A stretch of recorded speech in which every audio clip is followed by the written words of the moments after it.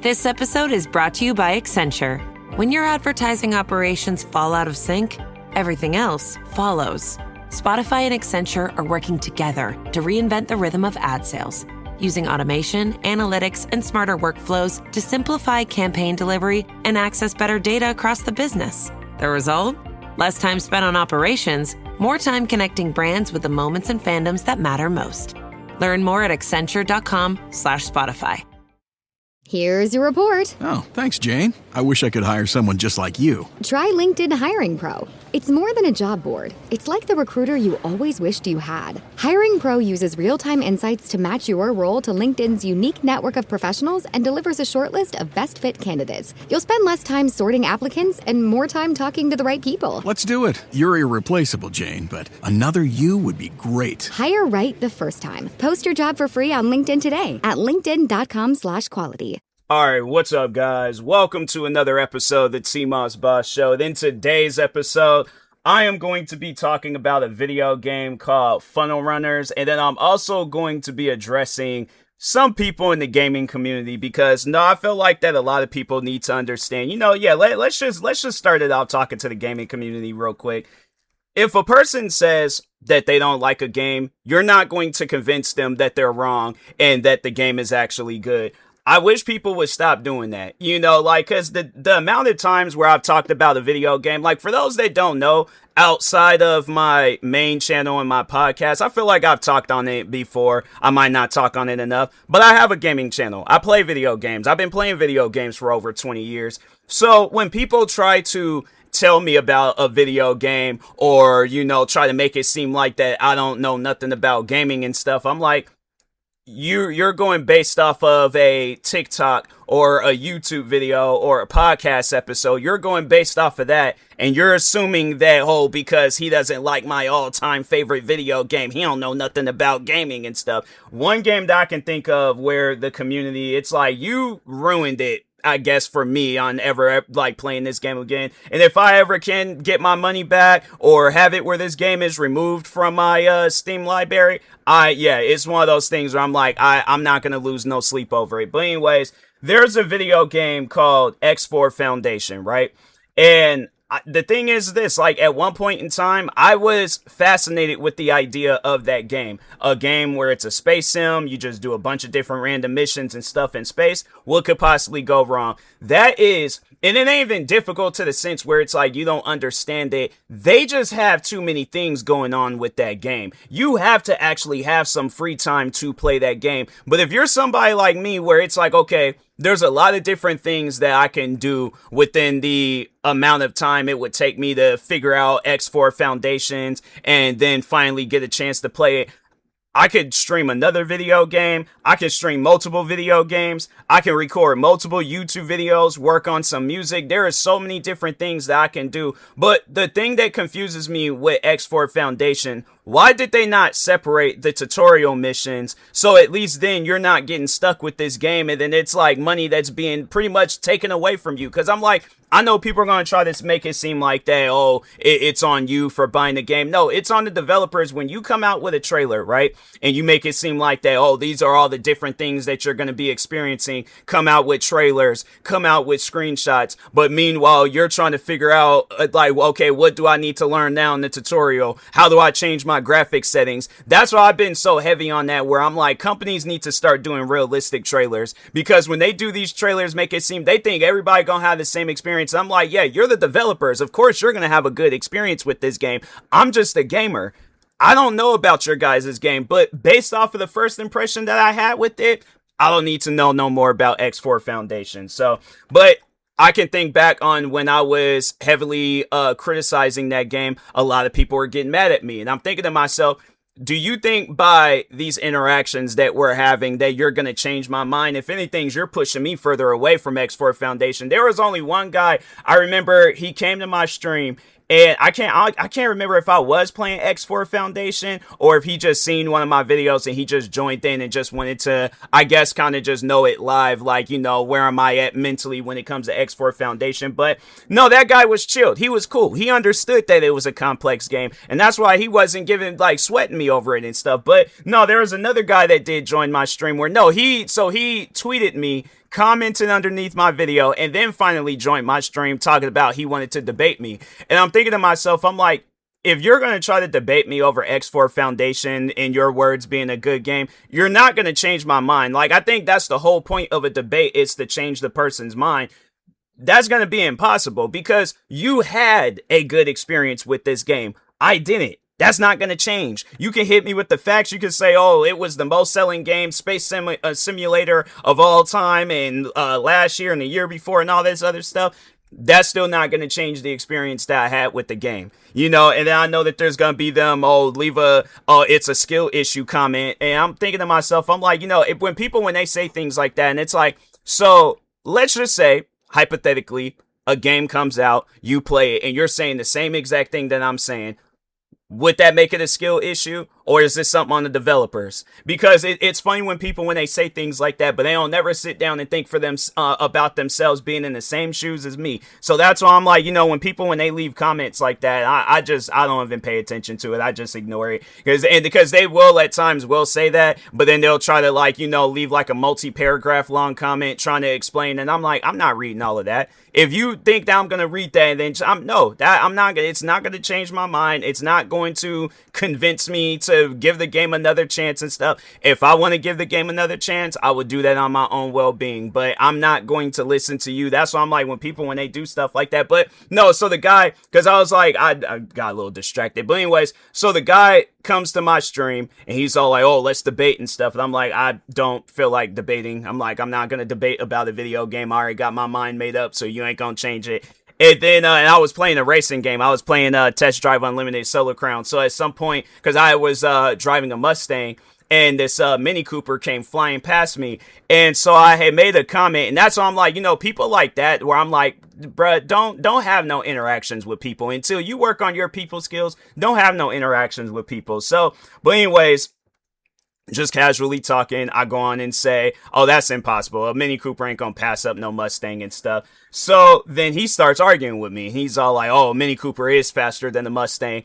And I'm like, how is that? When the engine is a lot bigger, it has a higher top speed. Explain how. And he's like, well, in corners, it can be faster. Okay, in a corner, this was a straight road.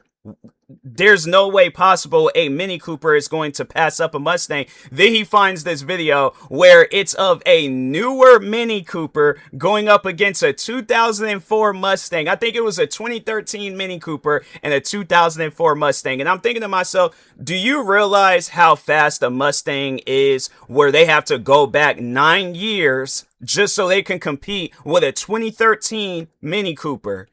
Explain that, you know. So that's why I was like, yeah, you know, that guy, I was like, yeah, bro, just please go on about your business. I'm like, you ain't gonna win no arguments here. You ain't gonna win no debate. I'm like, you don't know nothing about cars, yet you're trying to talk about cars as if you know something about them and things. And I'm like, it's people like that where I'm like, I can tell you ain't got no friends. Like, no, seriously, I'm like, you ain't got no friends, whether it's school, job, home, wherever. I'm like, but yeah, it's like, if that's how you be talking with people and stuff, where everything got to be an argument, like, you know, a debate and all that, I'm like, hey, stay far away from me, all right? But anyways, and then there was the other time I remember on Twitter where I got was going back and forth with some Destiny 2 fans, because I think I had made a tweet saying that Destiny 1 is better than Destiny 2, and then everybody was all like, no, Destiny 2 is better. And it's funny how that pretty much aged like milk, you know, that argument, because it's, so for those that don't know what's going on with Destiny 2, the game shut down. Let me correct myself. They stopped production for any future content. So at some point in time, it probably is going to shut down. But my thing is this though, right? When did that ever happen with Destiny 2? The only reason, or not Destiny 2, but Destiny 1, when did that ever happen? Where they was like, oh, we're going to shut down production. We ain't going to come out with no new content or any of that. The only reason why they would, I guess some would say, oh, it did happen at one point in time. Yeah, because Destiny 2 was coming out. There ain't no reason to focus on Destiny 1 no more. That's old. Destiny 2 is new. We're going to focus on that. And look at how that turned out. And that's why I was like, I just found it funny, you know, people were trying to argue with me and say that. I'm like, do you think that you're going to have me convinced that Destiny 2 is better than Destiny 1? Meanwhile, Destiny 1, there are still people playing this game over Destiny 2. Explain that. So yeah, that's why I was like, you know, yeah, it just at times people they get the one to argue. Oh, and then the latest, Forza Horizon 6. So, by the way, I did uninstall that game because the thing is this, you know, when I play that game, when I play a car game, I wanted to get stuff related to cars. I'm not trying to have it where if I'm doing a wheel spin or if I'm playing multiplayer, or, you know, and it's like, I feel like that it's not rewarding. So I think that, yeah, it's definitely going to be a while before I play Forza Horizon 6 again. But at one point in time, I was having the most amount of fun with that game, you know, and it was when I was doing all the different TikTok videos. For those that do follow me on TikTok, yeah, I was doing a lot of different videos where I was going back and forth with people in my comment sections trying to defend Forza Horizon, or no, well, they were arguing with me trying to make it seem like that Forza Horizon 6 was a bad game, but I was defending it because at the time I thought it was a really decent game. I was like, I like it, I'm a fan of it, I don't have no problems with it at the time, but I'm like, but it's problems I can look past and things. But yeah, eventually I think I was playing online and I was like, yeah, no, I think that's what it was. I slammed into a wall and then they just purposely slowed my car down. And I'm thinking to myself, I'm like, there ain't no cars around me. I didn't hit no cars. I slammed into the wall. What are you slowing me down for? I'm not affecting nobody by doing that. If anything, I'm affecting them by slowing my car down. And then they doing 200 and something miles per hour down the road. And here I am only doing like 60 miles. It's like, man, come on now. So, but anyways, that was the thing though. Nobody wasn't talking about that in the comment sections. They just all like, oh, the game's trash. I hate the game and this and that. And I'm thinking to myself, I'm like, okay, if you had a bad experience with the game, that's on you. You know, but at the same time, I'm like, and because there's been times where I had bad experiences. Yeah, it was like Destiny 2, X4 Foundation. But that's the thing, though. I'm not going into people's comment sections trying to convince them whether the game is good or not. You know, like if you like the game, more power to you. If you don't, more power to you. I'm not going to change your mind. But at the same time, you're not going to change my mind about whatever game that I'm complaining about. And the latest game that I was complaining about was Funnel Runners. So for those that don't know about that game, Funnel Runners is it's pretty much like a Survivor tornado simulator where you have to find like some gear, like I think you have to find like a tire, some documents, some VHS tapes. They got like these token things that you can find. What else? Yeah, it's a bunch of different stuff scattered around the map, but they'll have like tornadoes. It's really a fascinating game. I was like, there ain't too many games out there that captures that tornado feel, but I'm like, nah, Funnel Runners, I will say that that's one game where I'm like, I like the idea of it. It's just that how they went about the game itself, they definitely gonna have to change that. I don't know if they came out with any updates today fixing the game. I mean, if they did, cool, but if not, yeah, you know, I think because they did come out with a couple of updates over the weekend, so maybe, I don't know, maybe they just taking the day off and things. But my thing is this though, like, I don't hate the video game. I just wish that the game was slightly different where it was a little bit more playable. But overall though, so when playing Funnel Runners, they don't really explain to you all the different stuff that you need to do for the mission. So when they tell you collect these documents and collect these VHS tapes, they don't tell you that there's more things to do after you do that. So I'm thinking along the lines, okay, collect these documents and these tapes, we good, we chilling. So I did find them, because I remember, so the first time I was playing the game, I did want to just kind of capture the feel of the game. I did want to just kind of explore, and I was like, you know, if I get killed by a tornado, then it's whatever and things, you know. So because I was like, I don't mind. I'm like, I want to see that. I want to see the tornado up close and personal and all of that. So, but anyways, I'm playing it the first time around. They made it mad impossible to find the tapes and the documents. So first time, I think I found like maybe one tape and one document. If I didn't, I'm like, yeah, I barely found anything. Let's just say that. So eventually, I do end up finding the tapes and the documents because they wanted me to just find two of each. So I found two tapes, I found two documents, and I'm thinking to myself, all right, cool. That's going to be the mission, because I think they had like another part too where they was like, turn the key. So I'm assuming, okay, I find these tapes and documents, turn the key, drive up out of here. You know, it's a training mission too, so they're probably ain't going, nothing crazy going to be happening, you know. So, but anyways.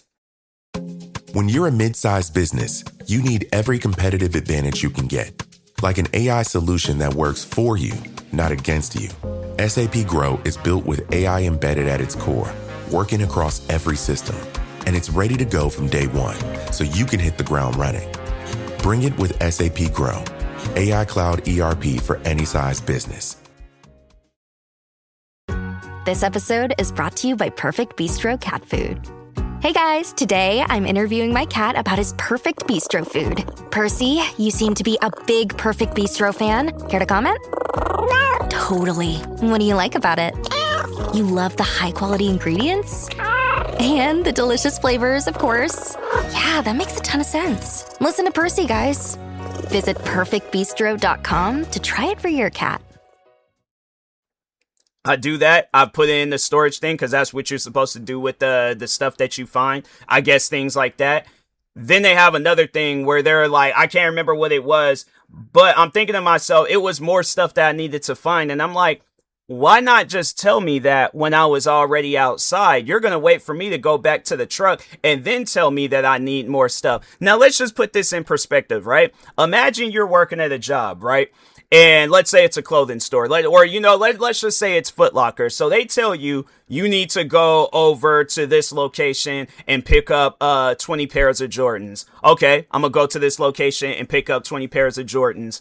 You pick up the 20 pairs of Jordans, you drive on back to the one location, you're putting them on the shelf, and then the manager comes up to you saying, now you need to go back to that same location and pick up some Reebok sneakers.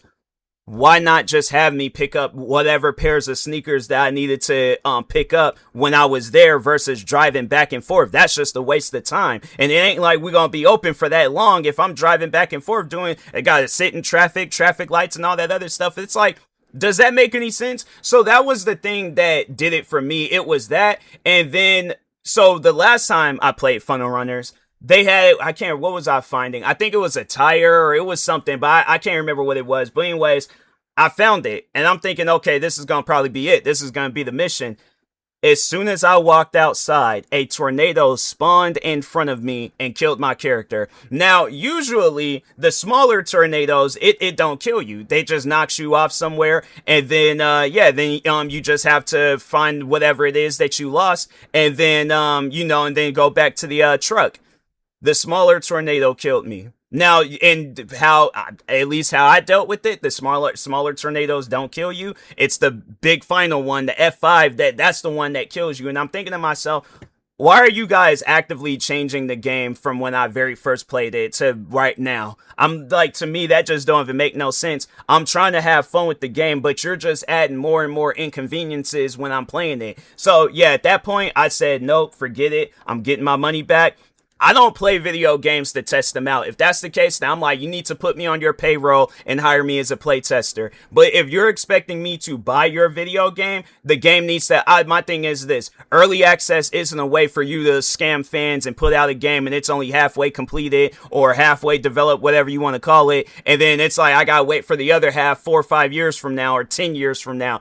I'm not trying to do that. And it's funny because there's this guy, so I was watching a video of this new game, or it wasn't a new game, but it just recently left out of early access. But the game's been in early access, I think, for like 11 years. But anyways, there's this game called Angels Fall First. And the guy, he was saying that how like sometimes with developers in that early access stage, they be having it where their games are they're in the early access stage for some time, or it's like they're taking advantage of early access, more so what I'm trying to say. And that's the thing, I'm like, early access isn't a way for you to let me get all this money, because the one people that made the Assetto Corsa game, they came out with this one called Assetto Corsa Evo.